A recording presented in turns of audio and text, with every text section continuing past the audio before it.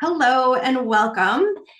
If you're here, you're most likely looking at or exploring a job at Laridae. So what we thought we would do is prepare or have a bit of a conversation with a few of the staff members here at Laridae to give you a little bit of a sense and feeling of what you can expect. Of course, it's not going to be perfect, but it'll give you a bit of a sneak preview into what it's like to work at Laridae and who some of the colleagues you'll be working with will be. My name is Danielle Rochlow. I'm the CEO at Laridae, and I'll be asking the questions today. I may jump in once or twice, but I'll really be focusing on engaging with our colleagues here. So I'm going to go and do a bit of an introduction round for both of those here. And the first question for you is, how long have you been at Laridae and what originally drew you to the work? I'm going to start with Brittany and then over to Valentina. Hi, everyone. My name is Brittany Patton. I'm a consultant with Laridae, and I've been here for just over 2.5 years. What originally drew me to the work at Laridae is that the work we do is very mission driven, which means that the projects that I'm involved with feel like they matter. I get to work with a lot of clients who are making a difference in the world and who are operating in the social services space. So that in itself is really fulfilling. I was also excited to work with Laridae because we're a small company. And because of that, it means you get to learn a lot on the job and work across different types of projects and grow in a way that's harder to do in a very rigid and silo environment. And it's a place that feels like your values matter and they show up in the work that we do every day, but also in how we work with one another. Awesome. Thanks, Britt. Over to you, Valentina. Hey, I'm Valentina Kibetti. I'm the Director of Services at Laridae, and I've been here, gosh, it's been just over 8 years now, which feels incredible to say. It's been a dream job. It feels like a dream organization because I've moved through many jobs within the organization, which is pretty cool considering we're a small company. But I didn't know at the time when I was first drawn to it, but I've really gotten to shape my career and determine what skills I want to learn and build that into my work here, which has been a really cool thing looking back. But what first drew me to Laridae, a lot of the same things that Britt was talking about. And I would say the main thing that caught my eye was the focus on values. And there was a time in my life, in my professional life, where I was working for some companies that were not values aligned and that did not have that at the center. And I was really, really hungry for an organization that had a people centered culture and that really walked the talk. And you never know before joining if that's actually going to be the case. But Laridae was saying all the right things. They seemed to be doing that. And I took a chance. And it has transpired to be even more than what I expected of what a company and a culture could be. And now I'm proud to say that I feel like I'm part of co-creating that culture along with everyone who's here. So that's a really big thing. And then the other thing is the ability to work with and have an impact on multiple other leaders, organizations, and cultures rather than just sort of working with and for a single culture. That's a really unique part of our work and something that keeps me excited and motivated to keep going. Awesome. Thanks, Valentina. I guess I'll also answer this question. I've been here for over a decade now. It's kind of hard to believe. And what drew me to this work was I've always been driven or interested in mission-driven organizations. I spent much of my career prior to Laridae working in the nonprofit space. And I really appreciate frontline workers and the work that they do in social services and community-based health and doing all these really important pieces, making important change in communities. And I knew I could never do that work.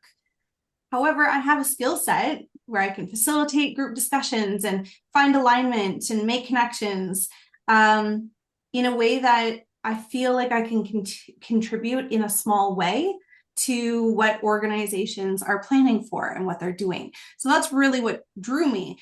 And similar to what Brittany and Valentina said, the values alignment. in previous roles, I didn't necessarily feel that values alignment was truly there. And when I came to Laridae, it just felt right. And we have continued to hone in on what those are to really reflect our team and the way we do our work, which has been very rewarding.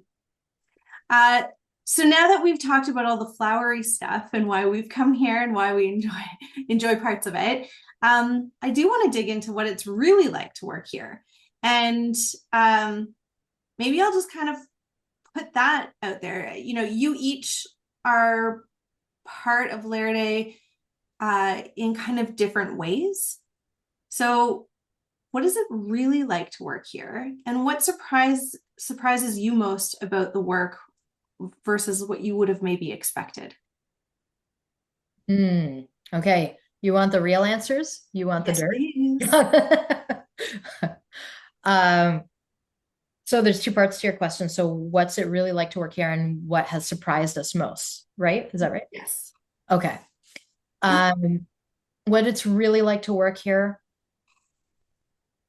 there's a lot of different ways that I could answer that, but I think what it's like to work here is it's surprisingly aligned with the good things we say about ourselves and the things that I would look for in a people-centered organization. So I would say it's like that for real. And that's also one of the things that surprised me most is that this can actually exist, because I feel like a lot of companies talk about these things.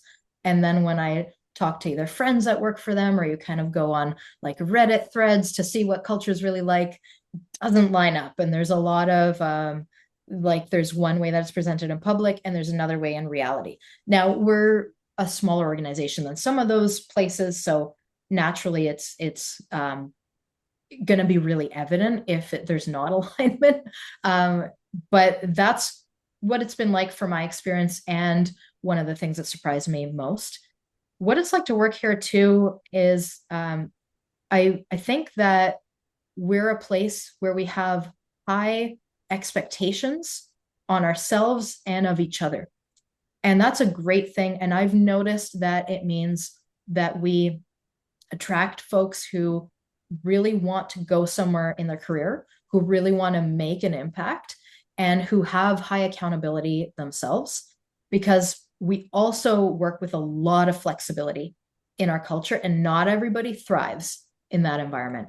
So that's the like pro and con, and it can feel very appealing, but there's some people who come and they experience and they realize, you know what, that's not actually where they do their best work and how they thrive.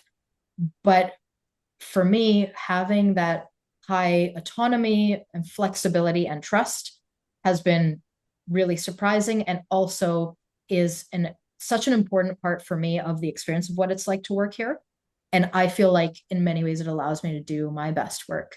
And it's also, it can be hard sometimes, because it does put pressure on you to focus on not letting clients down, not letting your team down, and to continue learning, continue developing, and knowing you have a lot of support and like people behind you.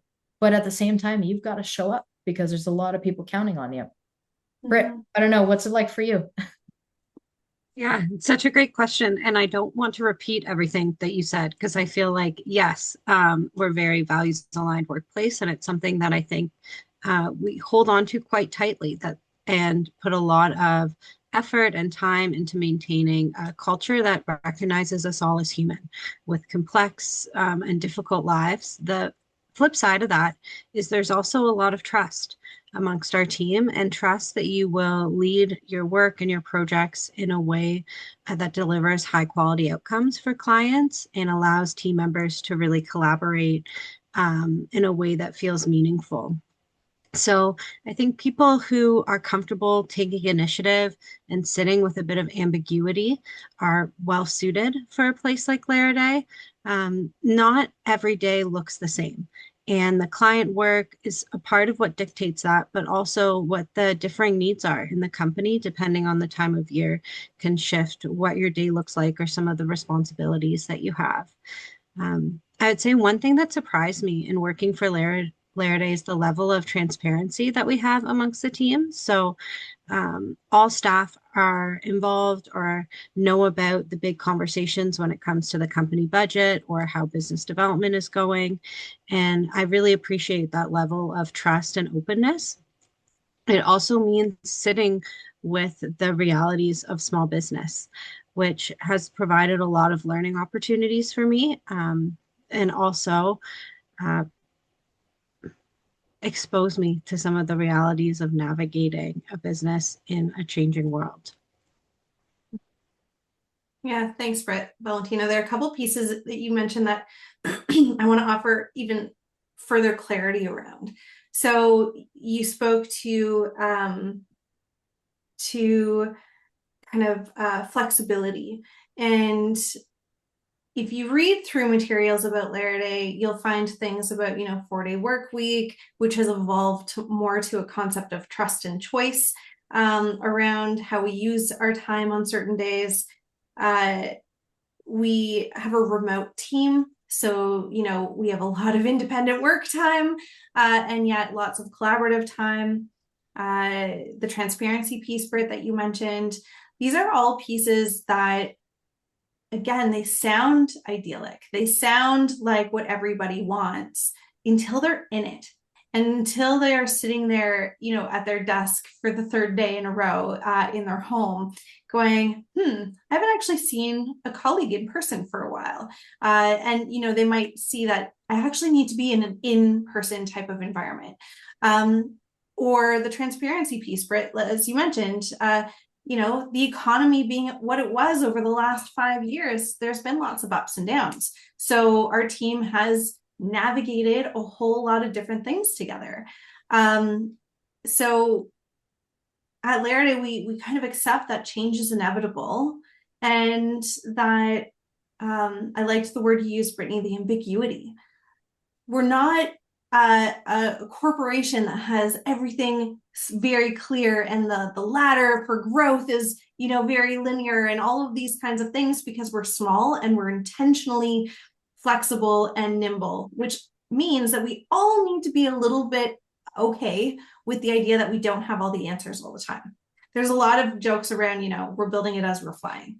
And I think we've been doing a pretty good job. I mean, Laridae has been around for almost 15 years.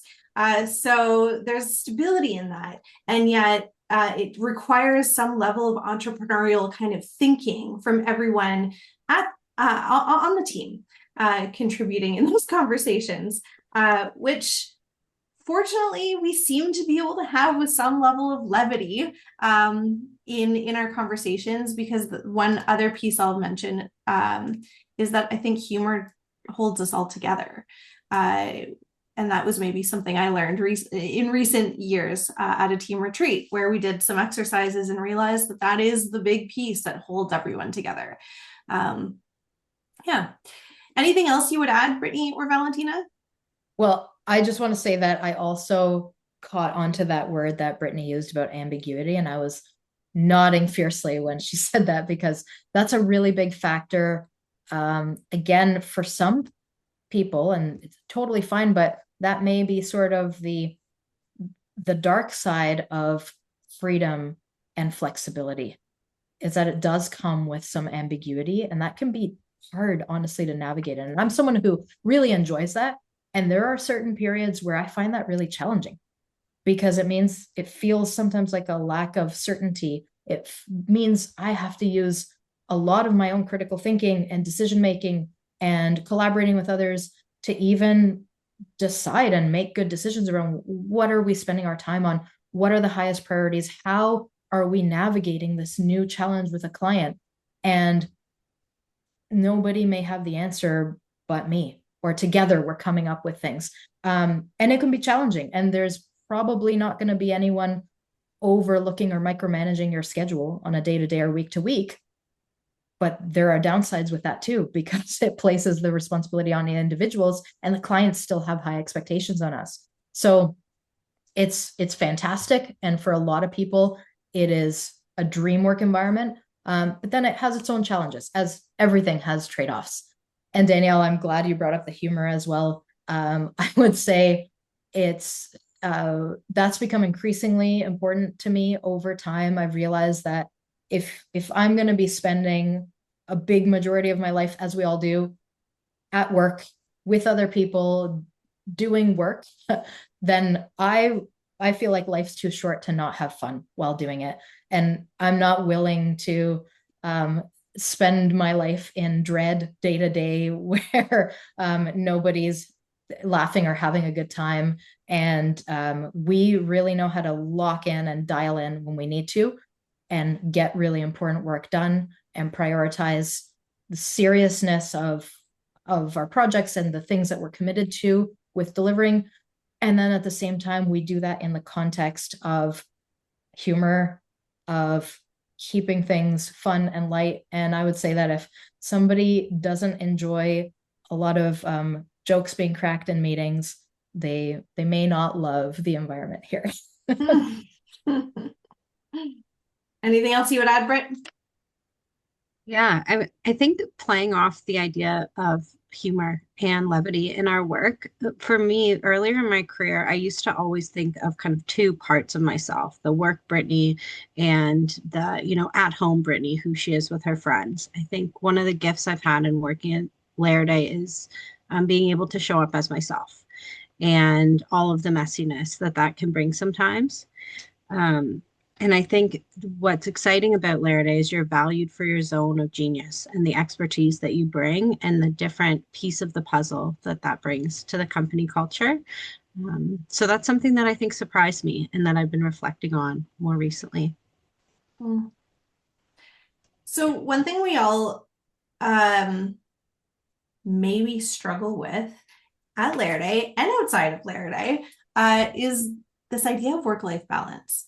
So in your experience, and let's be honest about this, right? How does Laridae support work-life balance in practice, not just in theory?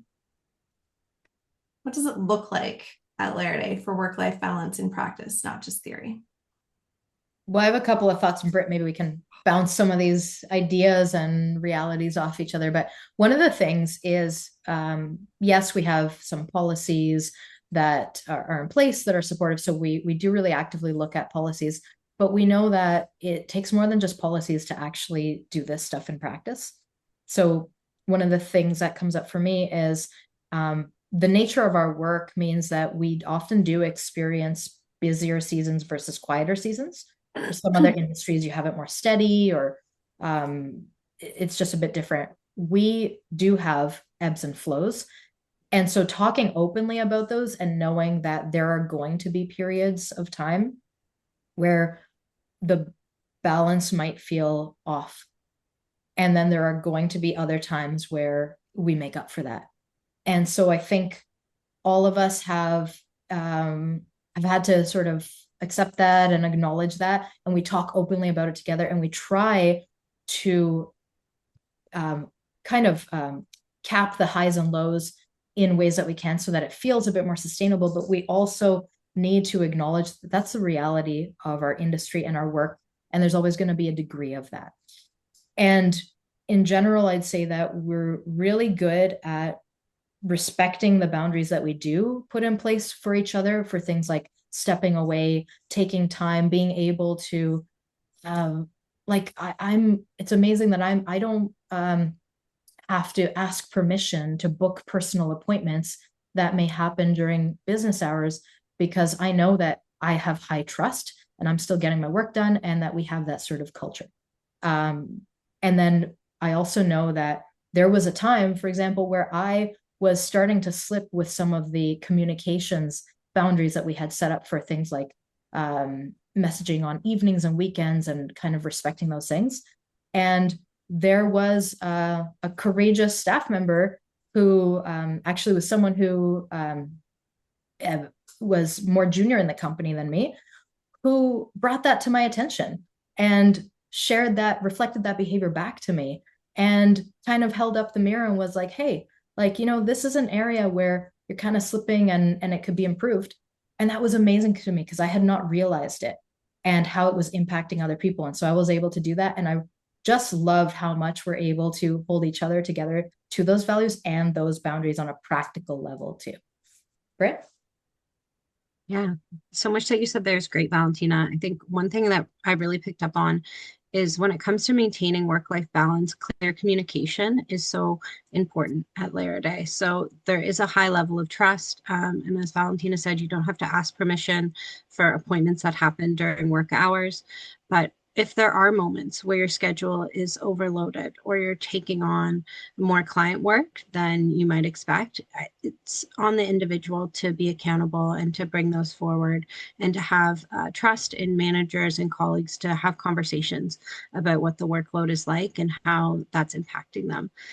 Being a small company, there are times where the work and the client demands are heavier. And so your typical working hours look a little different than a standard 9 to 4, particularly on the consulting side of Laridae. Some of our work happens in evenings or on the weekends, and we have to have conversation about what taking rest time looks like the following week, depending on the client load, and really maintain open lines of communication around that. We have a healthy vacation schedule, I like to think. Um, so making sure that you take that vacation when you have the vacation time and really step back from your work is a skill set and one that we talk about here. Mm-hmm.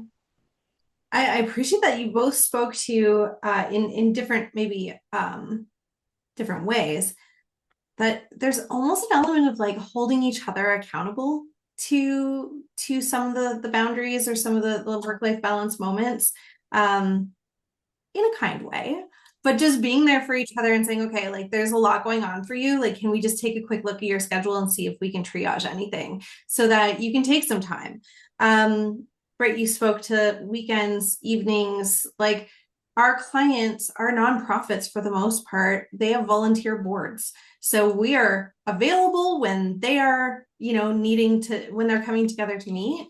And that naturally pushes the boundaries of a regular work kind of week, right? So there's also like some level of self-discipline that needs to come into the mix, which I think many of us struggle with to say, okay, I actually need to like shut down.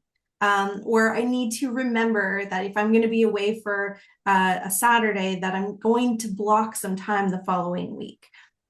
But then, in terms of work life or family flexibility, like this morning, I jumped out and went and picked up my daughter from school because she was done her exam and brought her to the orthodontist. And like that just kind of fits in the schedule because we are intentionally creating our schedules as best as we can. Sometimes our clients take that over, right? And I say sometimes, a lot of the times our time is our client. So we also have to be okay with that. Britt, you mentioned the vacation time.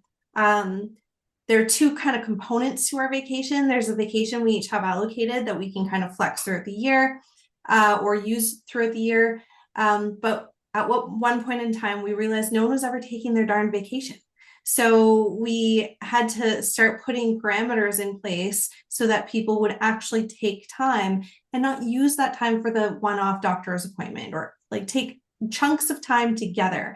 So our policies evolved over time where we have a week of closure the first week of July where it's paid time off, but we are closed because we realize that we do best when we can't communicate with each other to actually disconnect.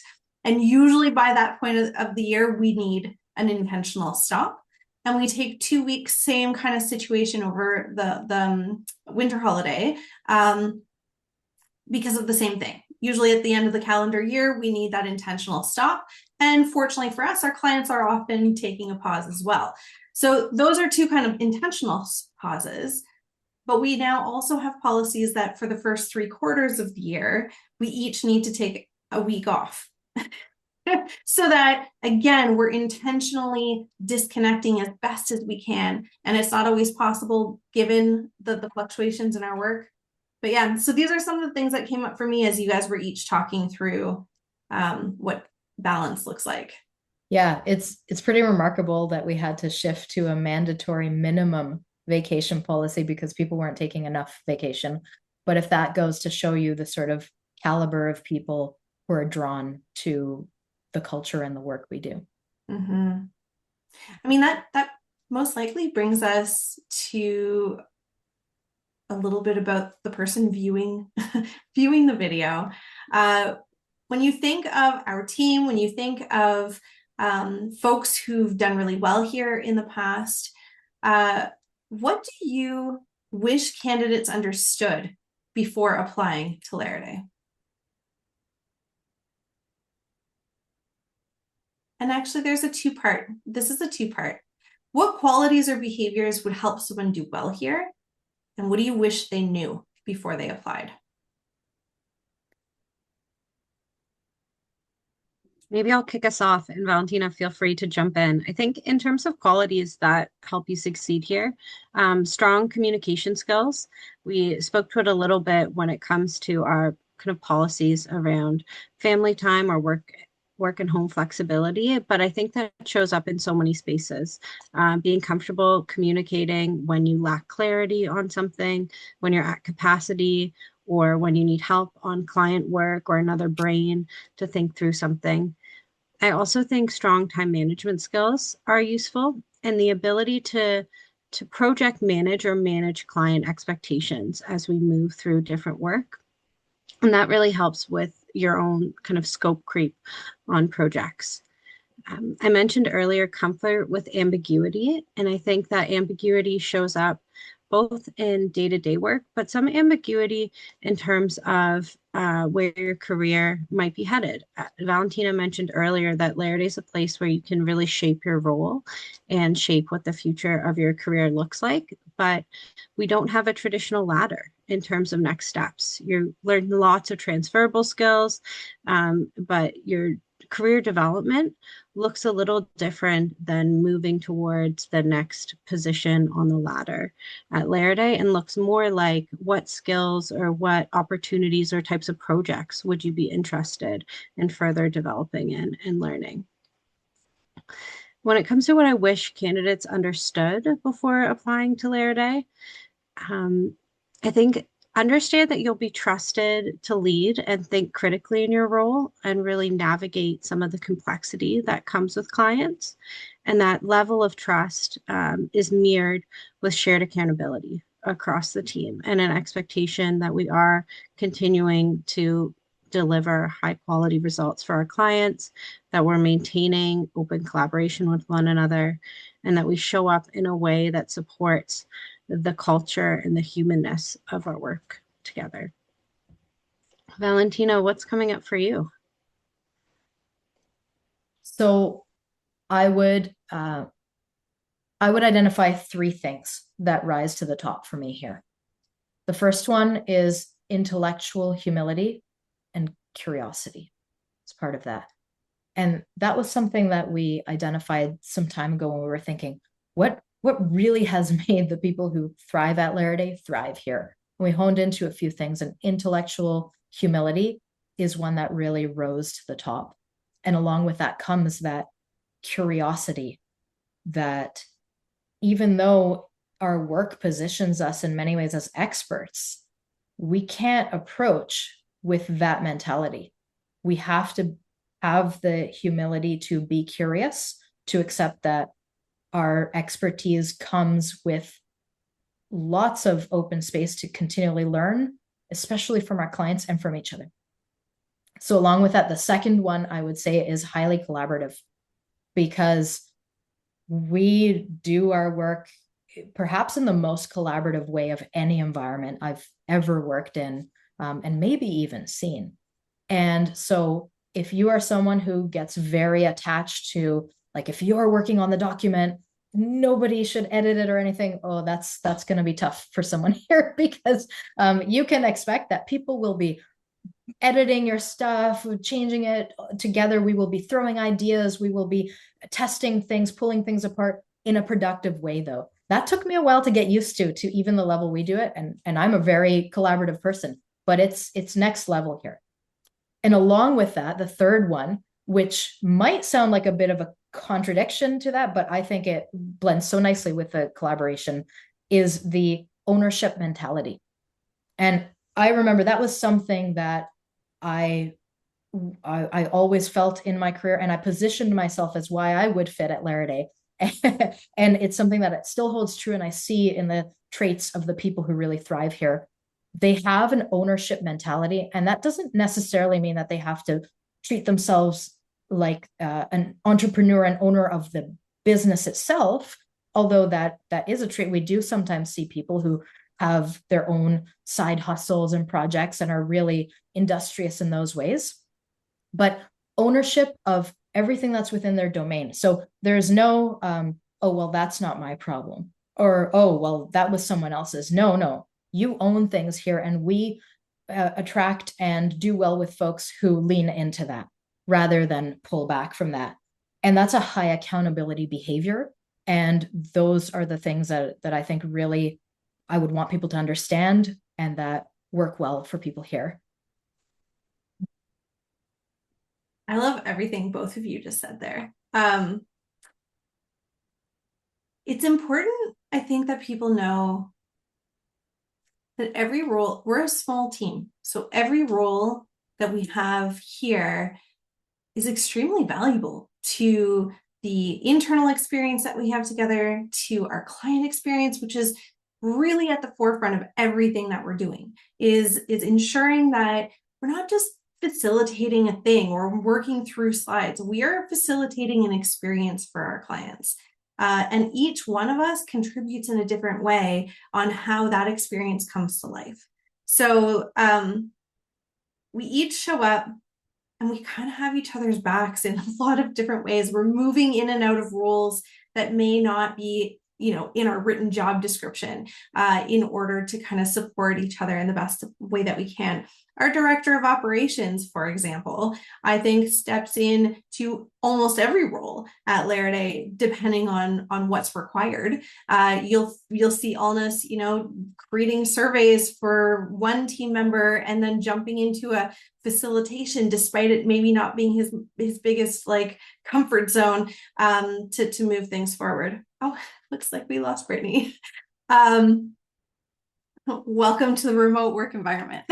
But one additional piece I would add is I truly believe that people who do best at Laridae have a sense of comfort with vulnerability and courage. And they it kind of touches on a lot of what you both have said, but there's a lot of feedback.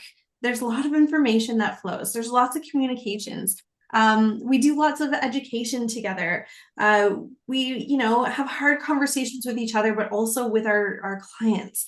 None of this is easy, because at the end of the day, it requires us to have, I think you said it, Valentina, the intellectual humility and curiosity, and also the comfort to look in the mirror and go, okay, so how can I contribute to moving this forward? So that vulnerability is hard in a workplace environment sometimes, but it allows us to try new things, use Laridae as a test bed in different ways so that we can learn and then share it with our clients. There's so many interesting things that come out of that.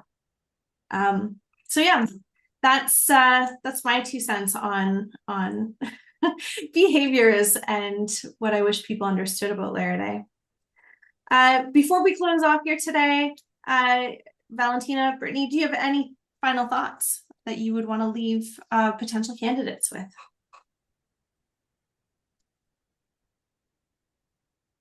Oh man, I think we probably have so many thoughts, which is why we fell silent for a sec.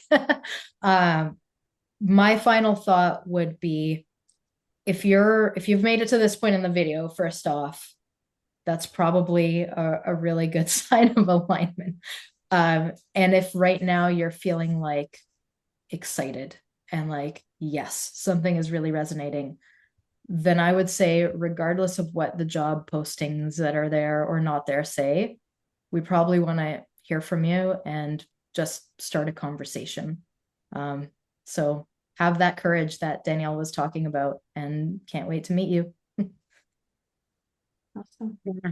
Thanks, Valentina. And I think I would just add that our values are really at the heart of how we work with each other and how we work with our clients. And we've spoken to all of them in a roundabout way today, but they're also on our website. So if those align with the way that you work and the type of space you would like to work in, you're well positioned to be applying at Laridae. And I hope to see you along the journey. Excellent. And I won't say much more. Thank you for sticking it out if you've made it to this point of the video, and we look forward to seeing your application.